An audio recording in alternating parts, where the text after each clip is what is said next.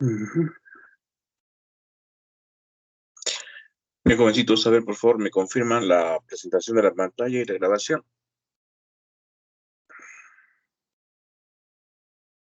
Sí se ve, profesor. La grabación también.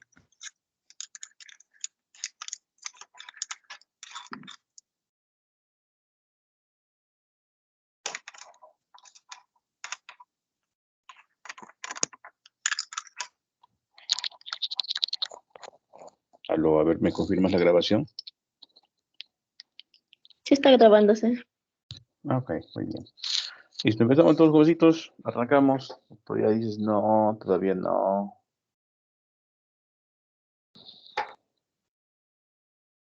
Jovencitos, con todos ustedes, muy buenos días. Bienvenidos al aula virtual de Historia. Quienes dan la bienvenida es el profesor Víctor Rodríguez Tejada. Y el día de hoy vamos a llevar a cabo entonces el tema de la Primera Guerra Mundial. ¿Ya? Jovencitos, para poder terminar con tiempo y poder repasar también, o sea, bueno, tener de repente las semanas apropiadas para poder terminar el tema, jovencitos.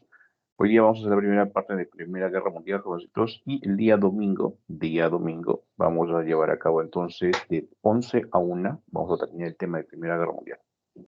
¿Ya? Domingo. Bien, jovencitos. Listo. Ahora sí. A ver, vamos a iniciar entonces. Vamos a ver.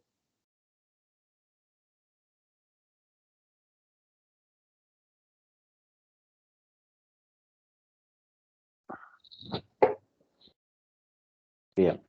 A ver, primero cosas sencillas y básicas sobre la Primera Guerra Mundial. ¿Entre qué años se desarrolla? Preguntas básicas, sencillas, jovencitos. Ustedes pueden responder.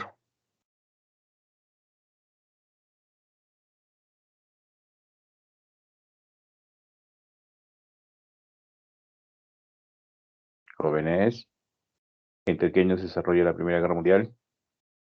1914-1918. Correcto, muy bien, varón. 1914 y 1918. Muy bien. Ahora, va a recibir una denominación temporal. ¿Cuál es la denominación temporal, jovencitos? Se le va a llamar la Gran Guerra. Claro está que decimos temporal, ¿por qué? Porque cuando se desarrolla la Segunda Guerra Mundial, prácticamente, jovencitos, va a dejar de usar esta, ya que aquella Segunda Guerra Mundial superó en muchas situaciones a lo que ocurrió pues en la Primera Guerra Mundial. Por eso decimos que va a tener entonces una denominación temporal. Ahora, ¿por qué la Gran Guerra en ese momento? Porque las características que va a tener la Primera Guerra Mundial, ¿no? Por ejemplo, la participación de millones de soldados, la cantidad de muertes, la destrucción, muy bien, y las armas que se utilizaron en aquella ocasión, entonces por esa razón se le llamó pues la Gran Guerra.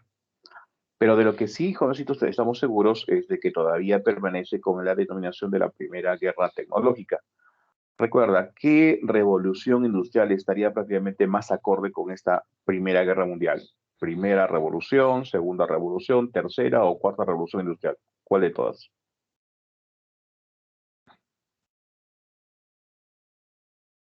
Jóvenes, a ustedes me dan la respuesta.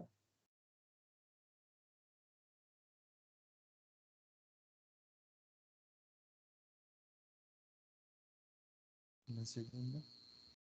Sobre todo con la segunda revolución industrial. Ahora, ¿por qué la primera guerra tecnológica? Porque recuerden, jovencitos, que en esta guerra se van a utilizar armas, producto de la segunda revolución industrial, bien, y sobre todo la novedad en cuanto a las armas. Recuerda que con esta guerra se utilizó, pues, por primera vez los tanques, los aviones, las armas químicas, lanzallamas, lanzagranadas, etcétera, etcétera. Bien, la primera guerra tecnológica. Ahora, vamos a hacer una situación más, jovencitos. Resulta que en el nuevo libro de Prusa, por ejemplo, ya nos vamos a basar un poquito en él, utilizan un nuevo término, en el sentido, jovencitos, de que lo que se da, el tiempo que se da antes de la revolución, o perdón, antes de la Primera Guerra Mundial, jovencitos, es conocido entonces con el nombre de la Bella Época. ¿Qué es la Bella Época, jovencitos? Es un periodo previo a la Primera Guerra Mundial que engloba, por ejemplo, la paz armada, el gran imperialismo y también esa aparente pasividad, ¿no? Con las cuales se estaban desarrollando las cosas. En Europa, repito, había también un gran desarrollo cultural. Bien, había un gran desarrollo tecnológico producto de la revolución industrial. Entonces la gente creía pues que todo iba para bien. Creía que todo iba para bien.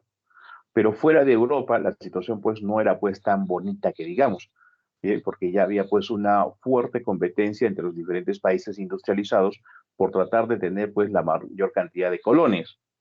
Entonces, este proceso de querer tener la mayor cantidad de colonias, ¿cómo se le conoce? Se conoce como el gran imperialismo. Recuerda, gran imperialismo. Bien, ahora, ¿por qué gran imperialismo? ¿Por qué esas colonias están en la carrera de tener la mayor cantidad de colonias? Por su revolución industrial. ¿Qué pasó? La revolución industrial requería prácticamente dos cosas. Uno, materias primas y dos, mercados. Materias primas de manera abundante, barata, ¿para qué? Para poder producir, y mercados, pues, donde podrían asegurarse prácticamente la venta de los productos manufacturados, generando, pues, obviamente, grandes ganancias para los empresarios de la revolución industrial. Repito, entonces esto se le llama el gran imperialismo.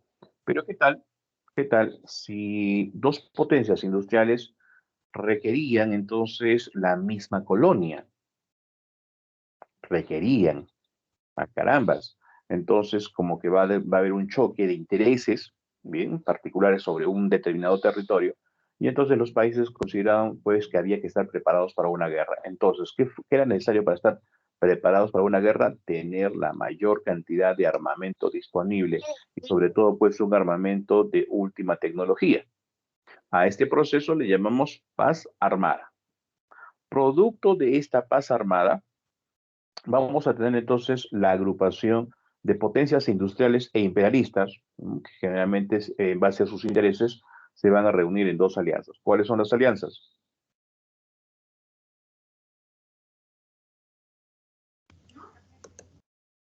La triple entente y la triple alianza. Alianza y triple entente. Correcto, muy bien. Triple alianza y triple entente. Vamos a empezar por la triple entente. Tiene una característica particular, ¿ya? Y esa característica se basa sobre todo en dos países, Inglaterra y Francia. ¿Por qué Inglaterra y Francia? Vamos a recordar, Primera Guerra Mundial, jovencitos, perdón, Inglaterra tiene la mayor cantidad de colonias en el mundo. Es el primer país imperialista.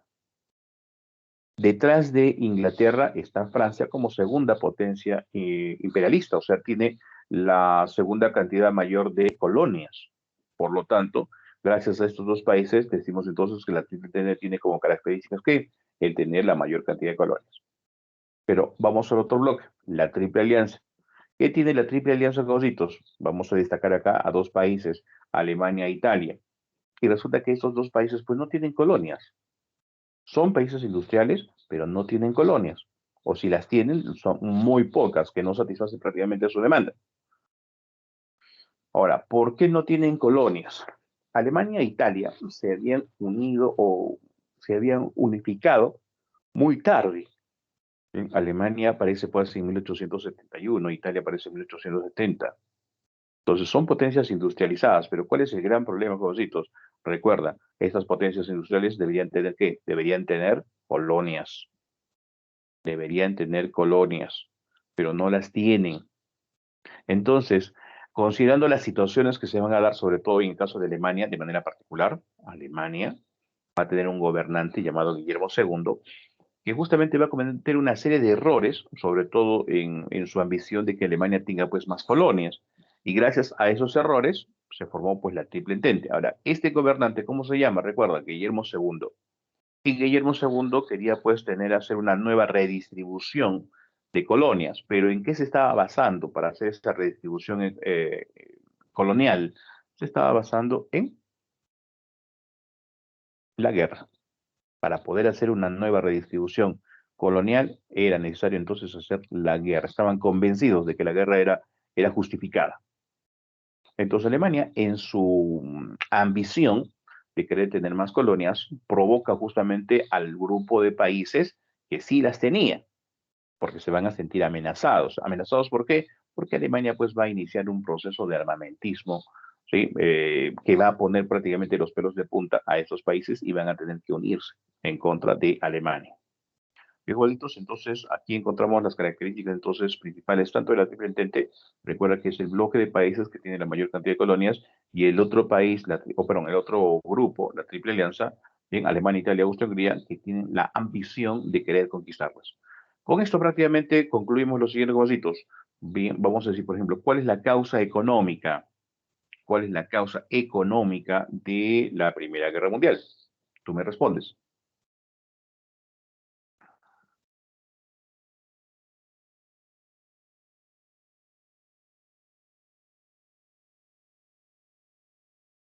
Querer tener más colonias para que haya más, para que les compren más. Sí, la causa principal, la causa económica, es justamente la posesión de colonias. Repito, las colonias le aseguraban, pues, al proceso de revolución industrial materias primas y también mercados donde vender la producción manufacturada. Ahora, desde que surge la Triple Entente, por ejemplo, de 1907 hasta 1914, pues hay un aparente equilibrio. Hay un aparente equilibrio.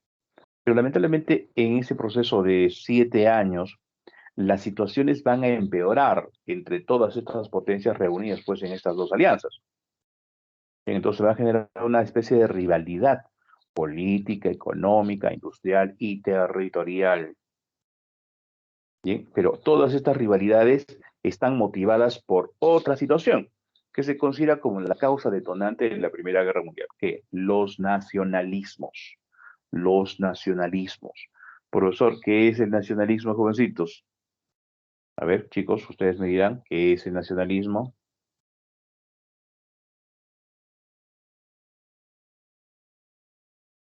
Vamos, chicos, Tener un vamos. apego a la nación. Es más que todo, se basa o se fundamenta sobre ese sentimiento exacerbado.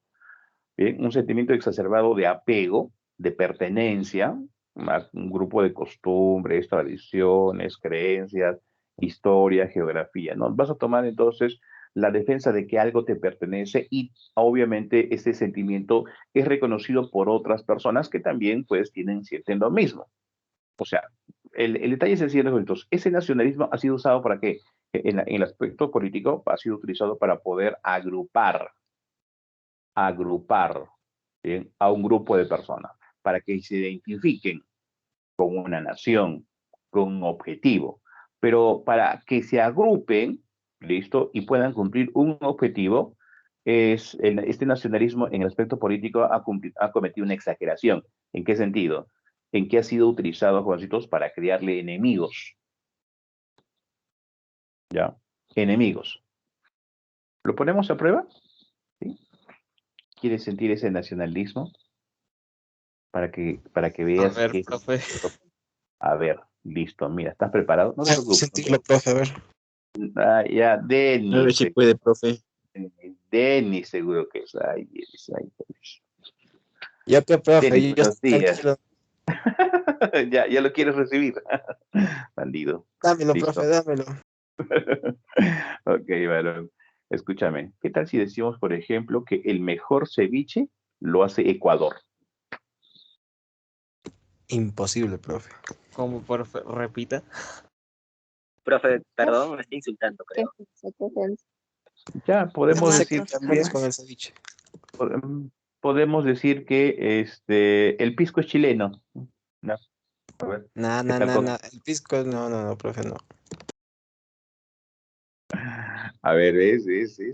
¿Has visto? ¿Te has dado cuenta de ese sentimiento nacionalista, ¿ya? Ese sentimiento nacionalista exacerbado que sientes, ¿no? Donde tú vas a defender, obviamente, ¿qué? Lo que aparentemente crees que es tuyo, pues, ¿no? Que es del Perú y que no es ni de Chile ni de Ecuador. Entonces, al hacer eso, ¿qué estás haciendo? Estás considerando de repente que tú tienes el mejor producto, tú desarrollas pues mejores situaciones, y claro está, estás menospreciando de repente a la competencia, por ejemplo. Y eso es lo que pasó pues en Europa. Los diferentes países van a manejar pues una especie de nacionalismo que, repito, van a permitir unificar a sus sociedades planteando objetivos de desarrollo. A ver, ejemplo. este nacionalismo va a generar odio, ¿ya? Va a generar confrontación. Por ejemplo, a ver, vamos a tener, era Francia contra Alemania. Francia consideraba pues que no era feliz hasta que recuperase lo que le había quitado, por ejemplo, Alemania, que era Alsacia y Lorena. ¿Bien? Por ejemplo, Serbia contra Austria. Serbia, por ejemplo, consideraba que su proyecto nacionalista era la Gran Serbia y que debería tener, por ejemplo, acceso al mar.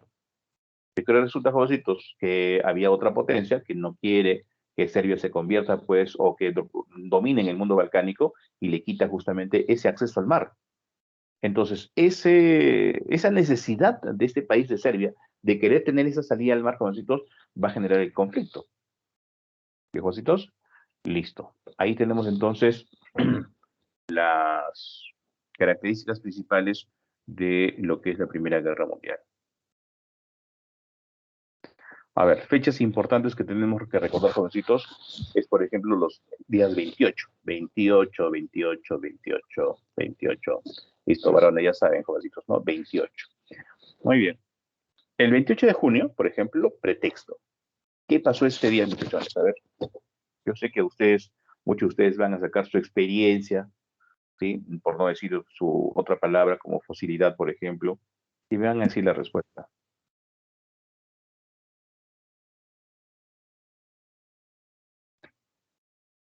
Aló. 28 de junio, ¿qué pasó? La muerte del archiduque Francisco Fernando, ¿o era Fernando Francisco? Así es, Sí. correcto, es muy bien, correcto. La muerte del archiduque Francisco Fernando, ¿a manos de quién? A manos de un estudiante serbio-bosnio, en que atentó prácticamente contra los herederos de la corona austriaca, o los va a matar al final de cuentas, jovencitos, y eso prácticamente se va a considerar el detonante o la chispa de la Primera Guerra Mundial. ¿A raíz de qué se da pues la muerte del archiduque y dónde? Bien, ¿dónde primero? Se va a dar en Sarajevo. ¿Qué era Sarajevo? Sarajevo, con entonces, era la capital de un territorio de la península balcánica llamado Bosnia-Herzegovina. Repito, Bosnia-Herzegovina. Muy bien. ¿Qué estaba haciendo este archiduque en Bosnia-Herzegovina? Estaba inaugurando, pues, bibliotecas, estaba pasando revista. ¿A quién le pertenecía Bosnia-Herzegovina? Para 1914, conocidos, o para 1908, bien, Bosnia-Herzegovina prácticamente pasó a manos de quién? De Austria. Lo que no le gustó, comentos, ¿a quién? A Serbia. Serbia, ¿qué quería tener, comentos? Quería formar la Gran Serbia, quería tener salida al mar. Y por una cuestión de identificación, Bosnia-Herzegovina no le gustaba, pues, que estar bajo el dominio de Austria-Hungría. Bosnia-Herzegovina también se identificaba con quién? Con Serbia, por una cuestión de costumbre, tradición, ya que prácticamente los dos países, los dos territorios, tanto Serbia como Bosnia-Herzegovina, tenían prácticamente población de habla eslava. Eslava. Ya. Ahora, Bosnia-Herzegovina no se identificaba pues con Austria-Hungría, que era prácticamente de nacionalidad, o en todo caso del nacionalismo germano. Nacionalismo germano. Muy bien, ahora, Austria exigió explicaciones, exigió también respuestas, le manda un ultimátum a Serbia. Bien, todo lo hace juntos con una doble intención. La intención es de que no se cumpla ese ultimátum. Bien, entonces Serbia no cumplió con ciertas exigencias de Austria y Austria tuvo pues entonces digamos, el pretexto perfecto para declararle la guerra. ¿Cuándo lo hace? El 28 de julio de 1914. Austria consideraba, jovencitos, que probablemente el enfrentamiento que tendría contra Serbia sería solamente pues un enfrentamiento local, un regional, nada más. O sea, no planificaba tener pues una guerra mundial. Ahora, ¿por qué se confía tanto en ese sentido Austria? Porque recuerda que tiene la alianza de quién? De Alemania. Y Alemania sí era de temer, pues, ¿no? Pero lo que no consideró probablemente con estos es que se iba a meter Serbia, sí tendría un aliado y que se iba a meter para poder defenderla. Y está en este caso es Rusia. Bien, y con esto prácticamente las declaratorias de guerra de varios países entre sí juntos en menos de una semana. Ahora, la guerra no se había planificado con estos para que sea tan larga. Ahora, ¿por qué la guerra no debe ser tan larga, caballitos? Porque consume recursos humanos, recursos materiales, recursos económicos. Y claro está que una guerra debe ser una inversión, ¿bien? Porque uno proyecta pues ganar y con eso superar pues la inversión. Pero lamentablemente, jovencitos, la guerra se alargó tanto, desgastó tanto a los países, jovencitos europeos, que prácticamente el hecho de que Alemania, por ejemplo, se rinde el 11 de noviembre de 1918, simplemente fue porque ya había desgastado completamente. Ahora, pregunta, ¿cuánto tiempo duró la Primera Guerra Mundial? A ver, chicos, saquen ustedes, sí, que les gustan las matemáticas. Exacto, exacto. ¿Cuántos días duró? ¿O cuánto tiempo duró? 4 años. 4 años. Ya, 4 años. ¿Qué más?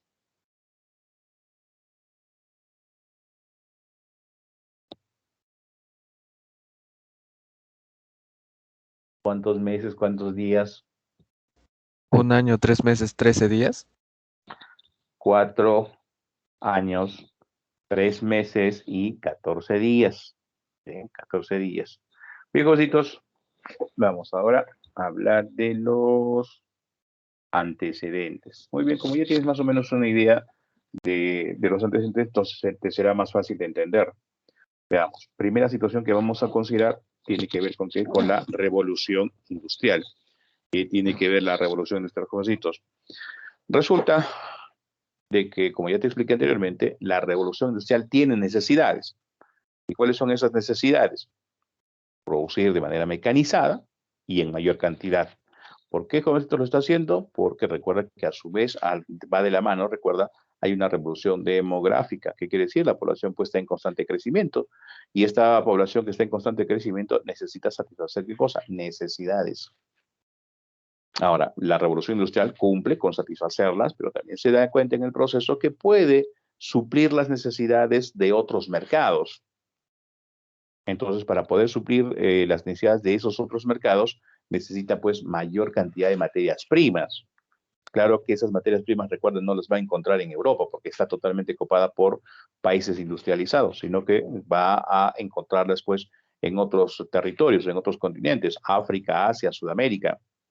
¿Qué es lo que hacen todos los jovencitos? Se unen, ya estamos viendo ya el punto número 3, jovencitos, se unen pues los bancos, se unen los industriales, se unen los grandes comerciantes y prácticamente, jovencitos, están unificando, ¿ya? Tanto capital como maquinaria, creando de todos, jovencitos, las grandes transnacionales que en su proceso de expansión van a permitir, jovencitos, el crecimiento del capitalismo, llegando prácticamente a su máximo apogeo. Bien, lo que se conoce como el imperialismo monopólico. Imperialismo monopólico.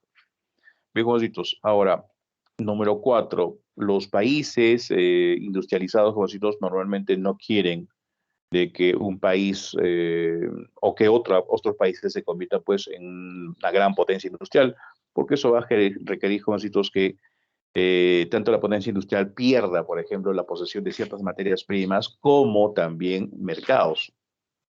Por ejemplo, qué sé yo, a ver, pongámoslo de esta manera. Veamos, ya. Por ejemplo, digo, a Estados Unidos, o por ejemplo a China, por ejemplo, no le conviene bien de que otros países, por ejemplo, se dediquen a hacer la producción industrial. Entonces, ¿cuáles son las formas que tienen estos países industrializados de mantenerte, ¿no? Como un país tercermundista? Bueno, primero van a considerar los primero, te van a evaluar si tienes recursos. Ya tienes los recursos, perfecto, muy bien, los necesito. Listo. Ahora, ¿qué necesitas tú para poder transformarlos o en todo caso que te ayuden? Muy bien, le vas a prestar dinero. Le vas a prestar dinero en grandes cantidades, enormes cantidades. Bien, como sabes que no manejan bien su economía, bien, por cuestiones de repente de corrupción, egoísmo, divisionismo, etcétera, etcétera, entonces, ¿qué van a hacer? Van a lamentablemente manejar mal su economía, que en algún momento, jovencitos, esos grandes préstamos se convierten en una carga. Se convierte en una carga. Es ahí entonces donde los agarras. Muy bien, listo, no puedes pagarme tu deuda externa. Perfecto, ¿sabes qué? Vamos a negociar con qué? Con tus materias primas. Ah, de repente, no quieres ceder tus materias primas. Perfecto, vamos a generar oposición, vamos a invertir dinero en la oposición a determinado, a tal o cual presidente.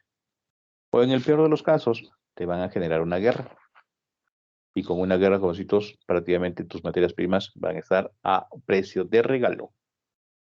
Entonces, número 4, jovencitos, desarrollo desigual de los diversos estados. Número 5, la paz armada. Recuerden, jovencitos, lo que comentamos al inicio. Durante esta guerra van a aparecer nuevas armas, producto, recuerda, de la necesidad de estos países de querer, pues, ganar sí o sí la guerra. Aparecieron, recuerda, se usó de manera industrial, pues, las ametralladoras, por ejemplo. También aparecieron los barcos, perdón, los submarinos, apareció el portaaviones, apareció, jovencitos, los aviones de combate, los tanques, etcétera, etcétera. ¿Todo para qué? Para tratar de ganar, pues, una guerra.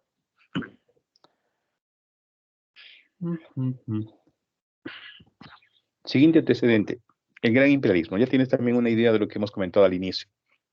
¿Qué es el gran imperialismo? Recuerda, es el proceso por el cual los países industrializados van a tener una carrera por tratar de tener y asegurar la mayor cantidad de colonias. Bien, a eso se le llama el gran imperialismo. ¿En qué tiempo se desarrolló el gran imperialismo? 1871-1914. 1871-1914. Muy bien, jovencitos. Ahora, a este gran imperialismo, jovencitos, se va a desarrollar de manera muy rápida gracias a 3 tipos de medios. ¿Ya? 3 tipos de medios. Vamos a ver. Por ejemplo, queremos conquistar el extremo sur del África. ¿Ya? Y para poder conquistarla, ¿qué necesitamos? Necesitamos personas. Se recuerda, jovencitos, que hay una revolución demográfica. Entonces, gracias a esa revolución demográfica, tengo prácticamente la cantidad necesaria de soldados y aparte también tengo la cantidad necesaria de colonos para poder explotar los recursos de ese territorio conquistado. Vamos a los números, a la estadística. Según la estadística, jovencitos, entre 1871 a 1914, jovencitos, prácticamente están saliendo de Europa, están saliendo, jovencitos, 42 millones de personas. 42 millones de personas. O de repente, si quieres de repente representarlo de manera gráfica, te pido entonces que te acuerdes de la película Titanic. A ver, ¿has visto Titanic?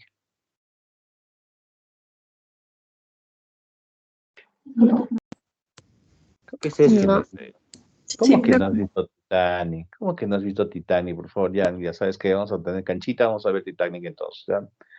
Muy bien. Ahora, los que han visto, gorditos, bien, de repente te vas a dar cuenta que si le quitas el tinte romántico, esas personas están saliendo, por ejemplo, de Gran Bretaña, están saliendo con qué objetivo, la mayor parte de ellas, ¿ah?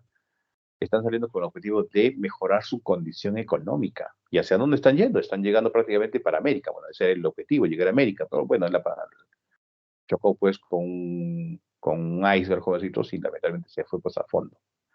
Bien, es simplemente un ejemplo de esa migración fuera de Europa.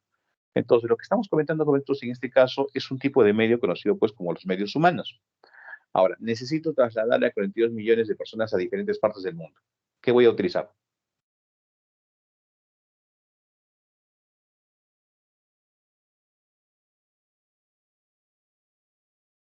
Barco.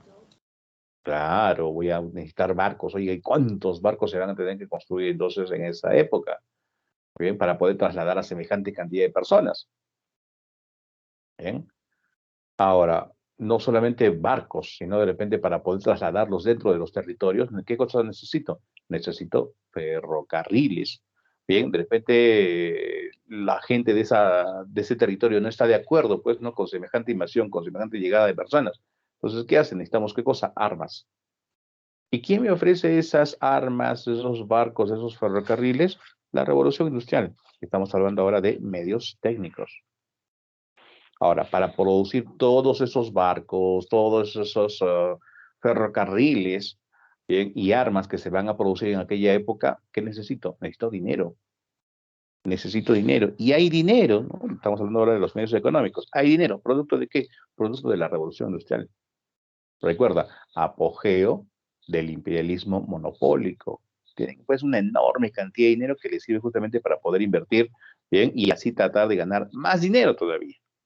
Viejositos, eso es el gran imperialismo.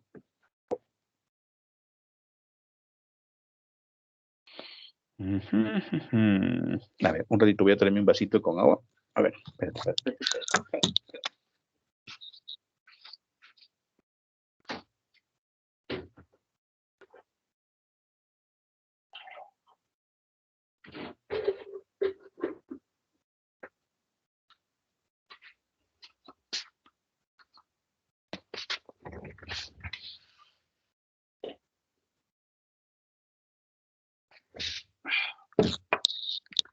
Ya, ahora sí, continuamos.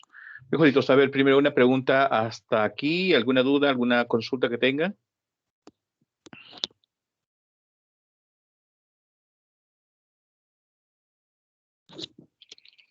Oli. No, profesor. Ok, muy bien. Vamos a continuar. Mejoritos, ahora tenemos que ver otro antecedente. ¿Aló? ¿Sí? ¿Hay algo? ¿Sí? ¿Alguna pregunta? A ver. Es con respecto al jueves negro. Todavía no. Recuerda que el Jueves Negro es 1929 y eso va para la Segunda Guerra Mundial. Todavía no en la Primera. No, sí, pero o sea, ¿tiene que ver algo la Primera Guerra Mundial con el jueves negro o nada de nada? No. No. Recuerda pues el tiempo. ¿En qué año se da el Jueves Negro? 1929. 1920. Ujú. Y todavía no llegamos a Pero 1914. con la Vamos a hablar de guerra para 1870. y no solamente Vamos a hablar, económico. repito, vamos a hablar de 1870, no de 1929.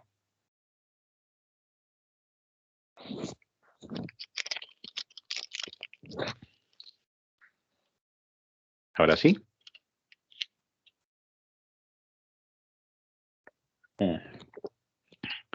Ok. Veamos. ¿Cómo se formaron las alianzas militares? ¿Cómo se formó la Triple Alianza? ¿Cómo se formó la Triple Entente? Bien, vamos a ver. En el caso de la Triple Alianza, empezamos por aquí. En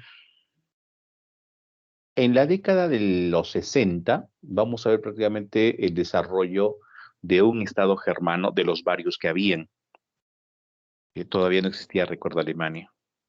Ahora, estos estados estaban reconocidos como germanos, eran producto pues de un imperio que se había formado desde la época de la Edad Media, el Sacro Imperio Romano Germánico. Ahora, antes de la década del 60, estos países intentaron aprovechar pues el proceso de esta revolución industrial y van a tratar de formar una liga comercial. Ya se ponen de acuerdo, pero lamentablemente se da la intervención de Francia que deshace toda esa liga comercial.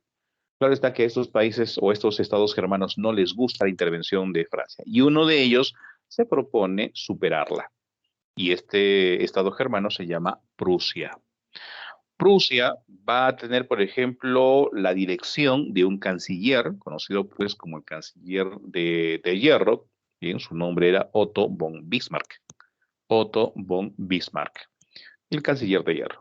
Gracias a este canciller, Prusia alcanzó pues a formar, dice, el mejor ejército del mundo, totalmente disciplinado, con tácticas nuevas y sobre todo con armamento nuevo de la revolución industrial.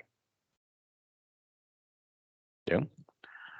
Ahora, para 1870, vamos a ver, por ejemplo, que este Bismarck, bien, va a generar una guerra.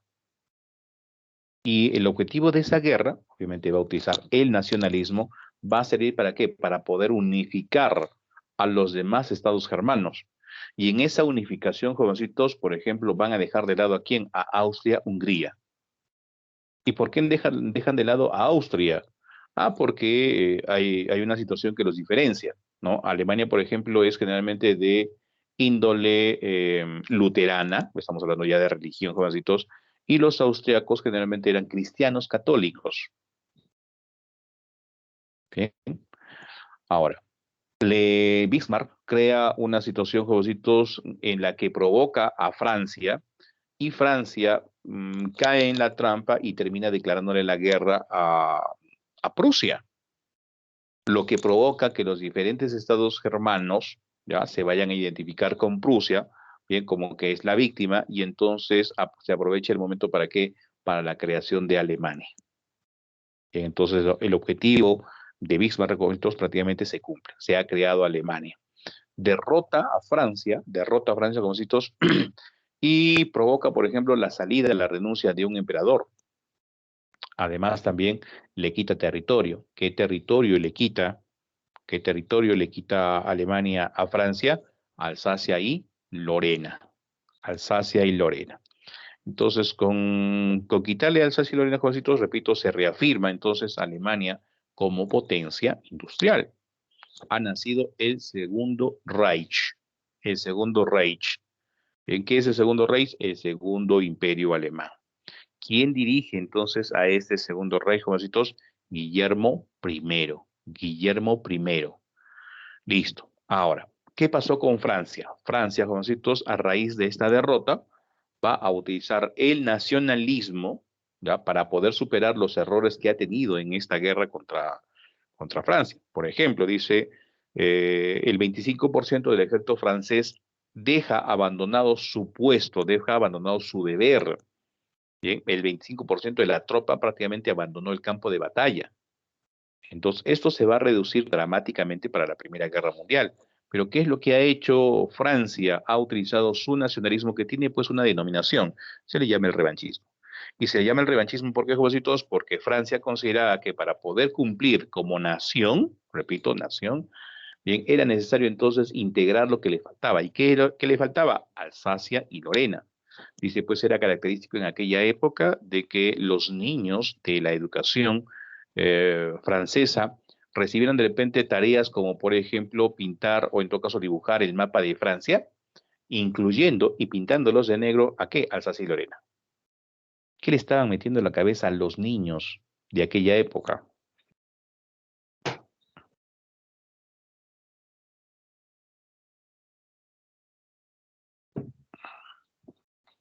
Jóvenes. Odio. Probablemente odio, probablemente también la idea de que tener que recuperar sí o sí Alsacia y Lorena. Entonces, ya que estamos viendo, jovencitos, que el motivo principal de la formación de estas alianzas es justamente el nacionalismo. Ahora, Francia, para poder recuperar Alsacia y Lorena, ¿cómo lo haría? ¿Cómo lograría hacerlo?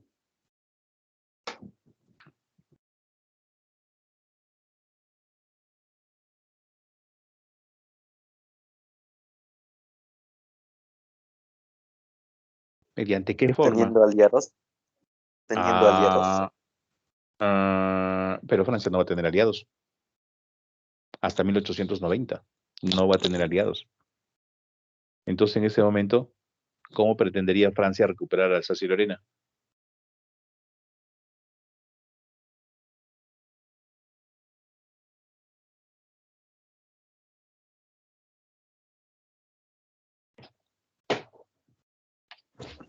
Creando un ejército.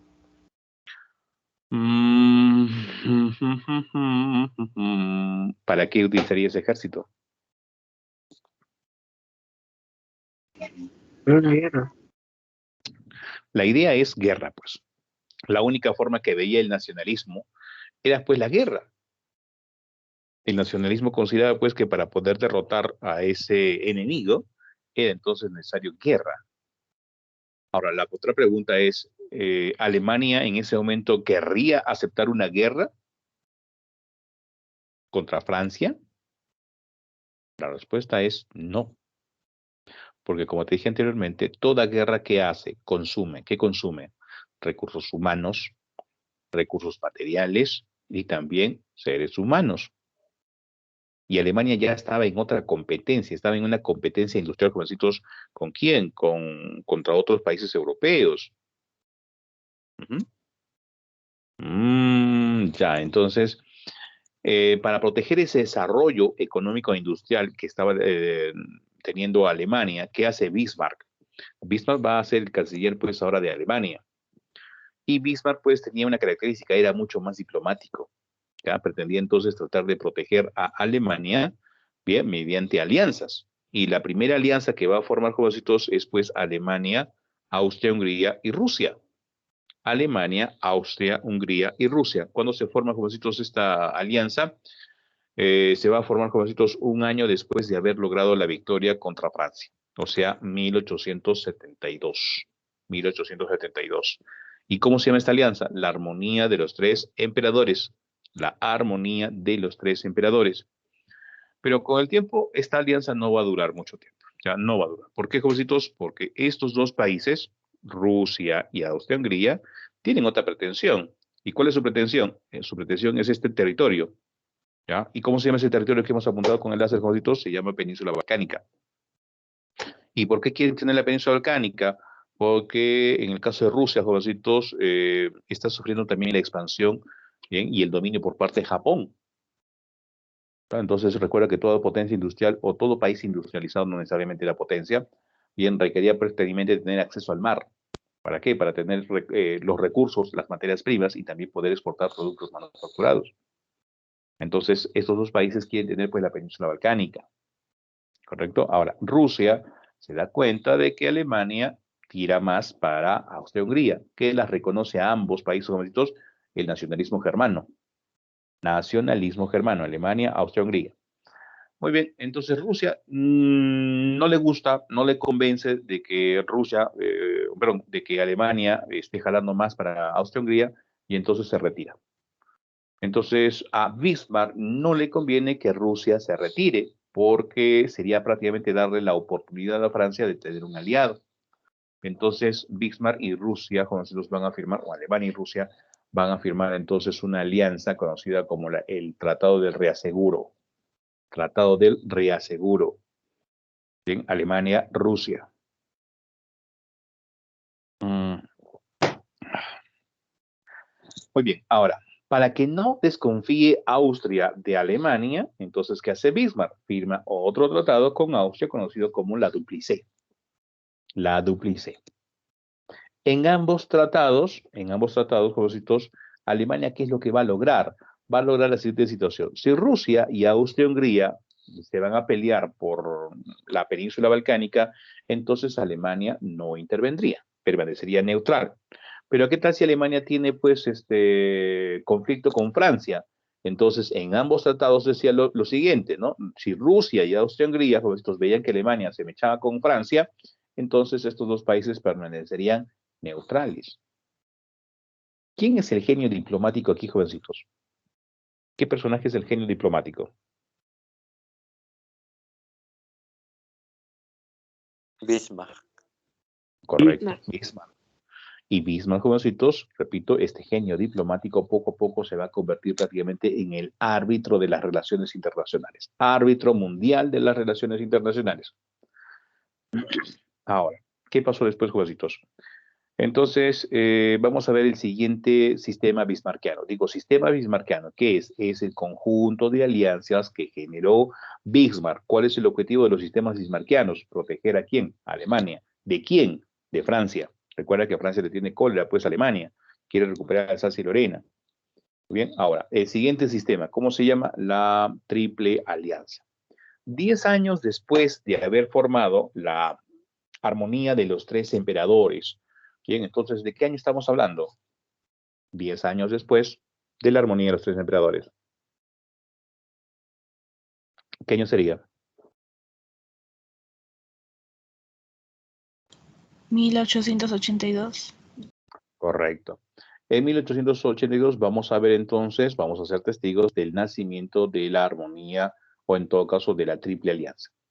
Para la formación de la Triple Alianza tenemos entonces, recuerda, a Alemania y Austria-Hungría. ¿Qué país va a intervenir, jovencitos? Va a intervenir Italia. ¿Cuál es la razón de que Italia, ojo, Italia, recuerda, no es germana, no es latina, muy bien, tiene un nacionalismo latino, jovencitos, se va a unir a Alemania. ¿Por qué? Porque en el norte del África, ahí donde dice mar Mediterráneo, ¿ya? En el mapita, ¿listo? Vas a ver más abajito, hay un color pues medio cremita, ¿no es cierto? Ya, ese territorio es África. Y en ese territorio, jovencitos, Italia proyectaba tener una colonia más. Bien, y esa colonia era Túnez. Pero que resulta, jovencitos, que Francia le gana, ¿ya?, la conquista a Italia, le quita prácticamente Túnez. Italia, claro está que se molesta con quién, se molesta con Francia. Entonces, ¿qué va a aprovechar entonces Alemania? Ah, muy bien, le va a ofrecer la alianza. Italia entonces convencida de que su enemigo es Francia, entonces, ¿qué es lo que hace? Se une con Alemania y firma entonces la triple alianza. Triple alianza. ¿Listo?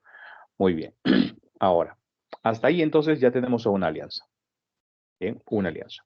1882, jovencitos, Alemania, Austria-Hungría, Italia. Triple alianza. Ahora, ¿cómo empieza a formarse la triple entente? Y la triple entente se va a formar por los errores del nuevo gobernante que va a tener Alemania. Resulta, jovencitos, que Guillermo I murió, ¿ya?, y lo reemplaza su descendiente Guillermo II. Pero resulta que Guillermo II tiene una forma de entender las relaciones internacionales de otro modo. Te había mencionado anteriormente, jovencitos, que el genio diplomático ya veía el mundo a través de alianzas diplomáticas, usaba mucho la diplomacia, ¿bien?, era muy hábil para eso. Pero Guillermo II no. Guillermo II tenía otra visión de la política alemana. Era más confrontativo, o sea, iba más de frente al choque, al superar. Entonces, dentro probablemente de su pensamiento estaba pues que había que justificar una guerra para que Alemania pudiese tener lo que necesitaba y así confirmarse como primera potencia mundial. Estaba ya prácticamente en competencia ¿con quién? Con Gran Bretaña. ¿Cómo se llama, jovencitos, la política? La política de Guillermo II se va a llamar la Weltpolitik. Welt, W-E-L-T, Welt, Politik, así como se escribe política, pero con K al final, ¿ya? Con K, Politik, Weltpolitik. ¿Qué significa? La real política. Entonces, estos caballeros, Guillermo II, el nuevo Kaiser de Alemania, y Bismarck, no se llevan bien. Chocan sus ideas, chocan prácticamente, sí, tratando bueno, los dos quieren defender a Alemania, otro la quiere ver pues como una gran potencia, y el otro quiere tratar de mantener un equilibrio. ¿Cuál fue el primer gran error de Guillermo II, jovencitos? Dejar prácticamente que Bismarck se vaya del gobierno alemán. Primer gran error. Ahora, ¿a quién favorece la salida de Bismarck del gobierno?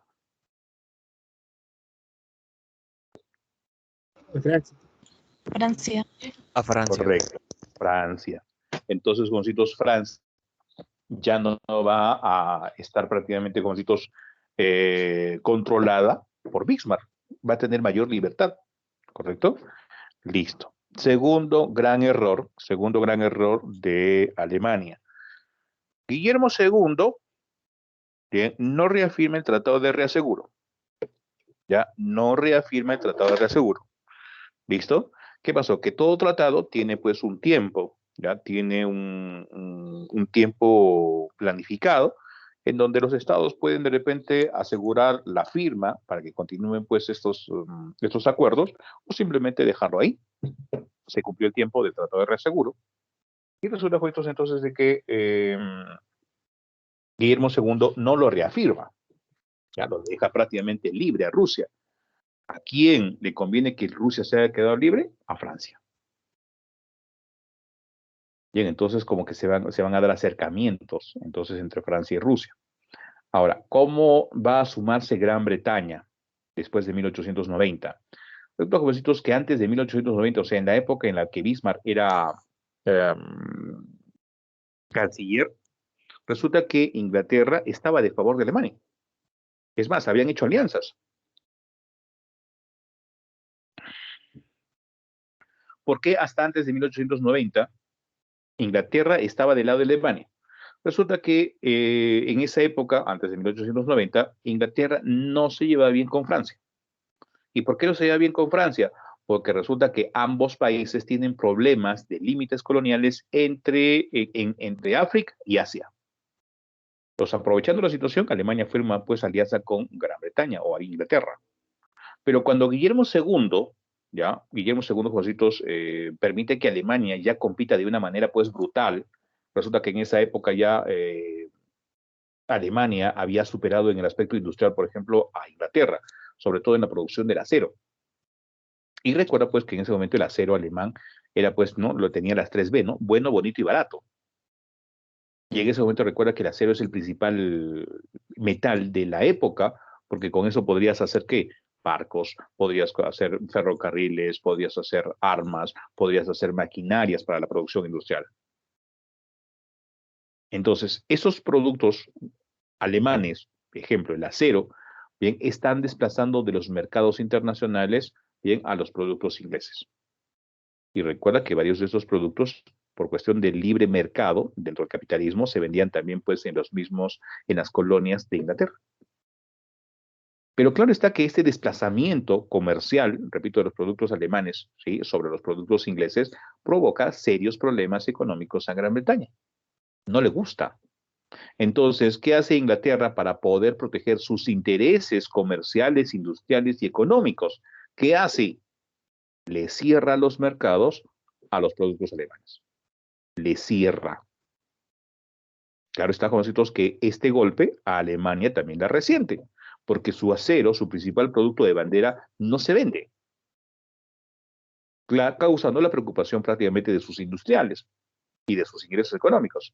Entonces, Guillermo II comprendió probablemente que en ese momento, para tratar de que la industria alemana sea considerada, pues, ¿no? O en todo caso tengan la producción, las materias primas necesarias, y asegurar los mercados, consideró que justificó la guerra.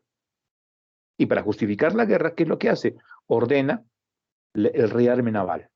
Manda a construir 90 barcos de guerra. Claro está que esta decisión no le gusta a Inglaterra. ¿Y por qué no le gusta? Porque recuerda que la primera potencia colonial, la primera potencia naval, es Inglaterra. Entonces Inglaterra de repente proyecta en ese momento que puede tener una guerra con nosotros por cuestión de colonias con Alemania. No le gustaría estar sola. Entonces, como no le gustaría estar sola, ¿qué es lo que hace? Busca la amistad de ¿quién? De Francia. Y Francia e Inglaterra se ponen de acuerdo. Muy bien, ¿sabes qué? Vamos a arreglar primero nuestros problemas en el Asia, vamos a arreglar nuestros problemas en el África. Listo, se ponen de acuerdo y se firma la Entente Cordiale. Entente Cordiale, el entendimiento cordial, que prácticamente va a servir de base para la formación de ¿qué? De la Triple Entente, porque se va a sumar ¿quién? Rusia. Y es entonces, jovencitos, de esa manera como se forma la Triple Entente. Y claro, está prácticamente, jovencitos, la situación ya va directo prácticamente para la guerra. Bien, bien, jovencitos, lo vamos a dejar acá, 10:53. El día domingo, por favor, los invito para poder terminar este tema. Bien, terminamos sí o sí el tema, jovencitos, de la Primera Guerra Mundial, de 11 a 1. Ya sabes, en la Cueva del Oso. Bien, jovencitos, eso sería todo por el día de hoy. Muchas gracias por su atención. Gracias también, jovencitos, por su participación. Listo. Bueno, los espero pues el día domingo y ya terminamos ese tema sí o sí. ¿Ya? Cuídense mucho, jovencitos, entonces. Hasta la próxima. Que tengan una bonita semana. Chao, chao. Hasta luego.